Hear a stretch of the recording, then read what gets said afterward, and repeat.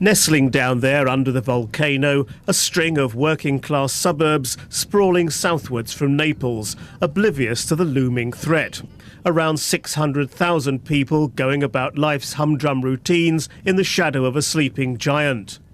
The next time Vesuvius awakens, they're likely to find themselves taking part in one of the biggest evacuations ever organised in any country that isn't actually at war. To enable Italy's civil defence authorities to decide when it's time to take the awesome decision to disrupt the lives of 18 towns, perhaps irrevocably, some of the most advanced computer technology in the world is now deployed at the Vesuvius Observatory, monitoring and analysing the data emanating from the volcano and constructing models that test the scientists' predictions of what'll happen next, down inside the mountain's mysterious internal, or perhaps infernal, labyrinth of volcanological plumbing. The team of geologists and physicists are confident that by using these techniques, they can offer the Civil Defence Department a reliable prediction of the volcano's next eruption 2 to 3 weeks in advance of the event. When they start calmly describing the forces of nature that are likely to be unleashed, that doesn't sound like a moment too soon. Il vero rischio invece per tutte le cittadine che stanno alle pendici del Vesuvio è essenzialmente dovuto alla messa in posto di flussi piroclastici, che sono dei flussi ad alta energia che scorrono molto rapidamente sulle pendici del vulcano, con velocità anche dell'ordine del centinaia di chilometri orari e flussi ad alta temperatura, che ovviamente distruggono tutto quello che trovano. Un altro tipo di rischio, anche questo molto elevato, è il rischio di LAR, cioè di flussi contenenti acqua. That phenomenon called a pyroclastic flow will come roaring down these slopes in seconds. It's caused by the collapse of the column of material that's been shooting several kilometres vertically into the sky. When the gigantic jet of gas from under the crater that's been holding it there gets switched off, this hurricane of incandescent debris comes shrieking down into those little towns, quite possibly followed soon afterwards by a torrent of boiling mud. Not to worry yet, though, the scientists have got it all mapped out, and for the time being, the volcano's in a lengthy quiet phase. The trouble with that is, rather like earthquakes, the longer it stays quiet, the bigger the bang when it finally does explode. Looking for signs of the next outburst means measuring several different parameters. If one changes, it probably doesn't mean much. If 2 are unusual, there may be some activity, but not an eruption. But if 3 or more parameters go abnormal, alarm bells start ringing. Seismologists have been measuring earthquakes inside Vesuvius for more than a century. They're looking for something called a harmonic tremor, low-frequency vibration which tells them fluid rock or magma is on the move. When the magma starts rising, so does the source of the tremor.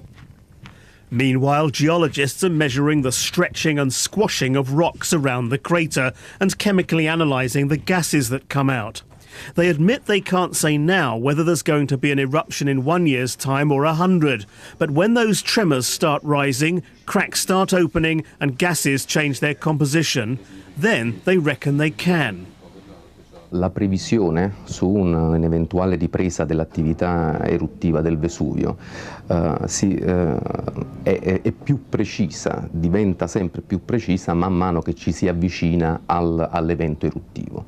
La previsione a lungo termine può avere una grossa indeterminazione, mentre invece man mano che ci si avvicina diciamo, all'atto eruttivo, diciamo, la previsione può essere sempre più precisa, trovare riscontri successivi che possano definire sempre con maggior precisione diciamo, l'accadimento dell'eruzione. Back in the year 79 AD, there were no seismographs, no computers and no gas chromatography.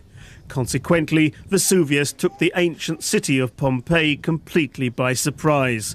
There was no time for evacuation. The sky turned darker than night as ash rained down. The city perished. Another thing they didn't have in ancient Pompeii is the Circumvesuviana, a vital element in the new evacuation plan, the commuter railway system snaking between the volcano and the sea along the chain of most endangered municipalities. But not everybody will be happy about leaving. For one thing, people forced to abandon their homes and travel to other parts of Italy are certain to worry about looting. The Civil Defence Department hopes to reassure them. È una zona molto vasta, ci sono 18 comuni dell'area vesuviana e in caso di allarme per l'evacuazione viene completamente l'area circondata dalle forze dell'ordine e dai militari. Viene fatto una sorta di anello di sicurezza, un filtro. Questo consente di regolare l'uscita degli evacuati, ma anche regolare il pattugliamento, l'entrata della malavita, dello sciacallaggio cosiddetto alle abitazioni vuote. That still leaves the problem of criminals who live there in the first place simply staying behind.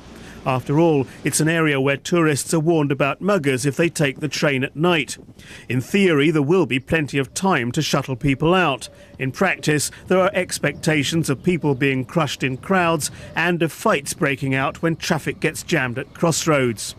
To relieve some of the congestion on land, more than 80 ships will be brought in to evacuate around 45,000 people and 4,000 cars by sea. There are to be 16,500 people overseeing the evacuation, though as they'll be working for various different agencies, it's not clear how well coordinated they'll be in a country where the left hand often doesn't know what the right hand's doing at the best of times. And yet, there seems to be no sense of foreboding among people who've lived under the volcano all their lives. And if there's also a certain degree of cynicism about official plans to deal with a major eruption, that may be because here in the Italian south, people are accustomed to putting their faith in an altogether higher authority.